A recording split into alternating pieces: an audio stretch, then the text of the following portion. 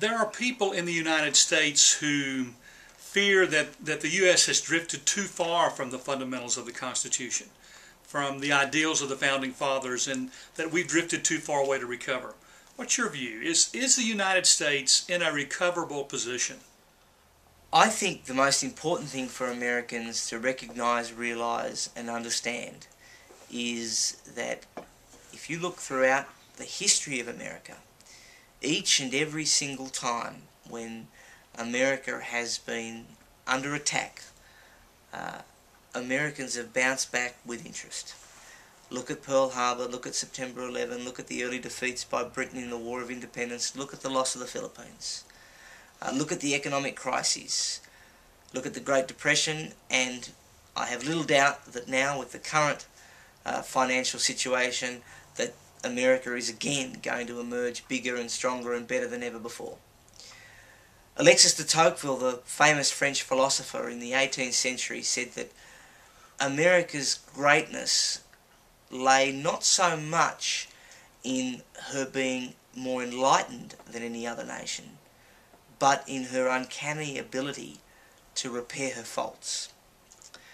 Yes, the Founding Fathers would be disappointed with some of the things that have happened to America, with some of the loss of their visions, but by the same token, I think the Founding Fathers would be extraordinarily impressed by the movements that are afoot today as we sit here all across the country where people are mobilising and gathering to support or impede particular actions. And I think we see that with the resurgence of the Tea Party movement.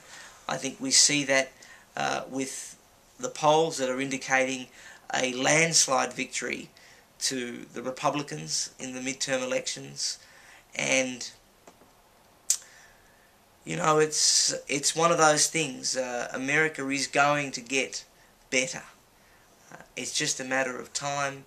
History always brings out the best in the American way. Thank you, Nick. I find your answers and views to be fascinating. I think, in fact, you'd make a great American. Tell me, why do you love America so much? Well, that's a question that I'm asked wherever I go. Whether I'm in your country, my country, or elsewhere in the world, people ask me to explain what is to them a very puzzling idea. That a non-American can believe in American exceptionalism. That a non-American can have a deep and abiding love of America. The answers are very simple. I love freedom. I believe in the individual. And I cherish opportunity. The principles that lie at the bedrock of the American story, the American experience, the American contract, and the American founding are awe-inspiringly breathtaking. Freedom, liberty, justice, democracy, bravery. These are the flames of the American fireplace. A fireplace that spreads untold warmth and light to the rest of the world. And America is the only values-driven country left in the Western world. Wow. This is due to a synergistic combination of patriotism, the military, religion, and assimilation. You guys do these things like no one else does. You are the country of entrepreneurial innovation and of upward mobility. But more than that, more than any of that,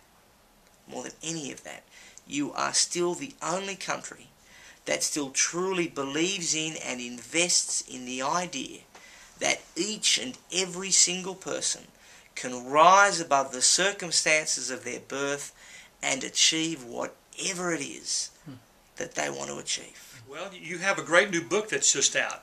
If you will, tell us about the book, and then also tell us, give us some information about how we can buy the book online and get a copy. Well, the book's title is America the Greatest Good, and it was just released only 2 weeks ago. And the book marks only the second time in American history that a non-American has written about American greatness. Wow. The first, of course, was Alexis de Tocqueville in the 18th century with his sociological masterpiece, democracy in America. And as I travelled on my first speaking tour in June of 2009, and I spoke to all the different people that I had the great fortune of meeting, so many of them said, "Nick, this is such a great message. You owe it to the American people to write this down, to put this in a book, because we need to hear this now more than ever." So I went home and I did just that. And it took me about a year, but I managed to write a book based on my travels throughout America. And I had an incredible experience seeing big city America and small town America. Farms, villages, towns, cities.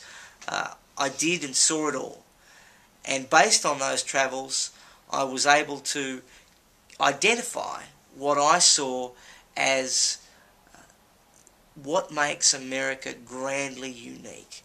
What makes it the most optimistic, individualistic, moralistic, and greatest nation that this world has ever seen. And I worked out what they were, and I included some anecdotes, and I've come together with a book. And the book is aimed at every American, irrespective of their political persuasion, their colour, their ethnic heritage. This is a book that I would like to see on the desk of every American school child and in the bookshelf of every American family.